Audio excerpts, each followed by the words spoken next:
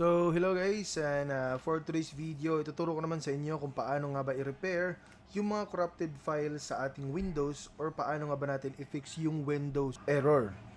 So, pero syempre bago natin simulan yan, make it sure na mag-like, nakasubscribe at pahit na rin ng notification bell para lagi kang updated sa mga tutorial videos na gagawin natin. At syempre, kung mayroon kang suggestion na topic, i-comment down below para magawa natin ng video. So, type lang natin or i-open natin yung command prompt using or by typing CMD. Ayan, pagkatapos, type lang po natin dito, SFC forward scan now.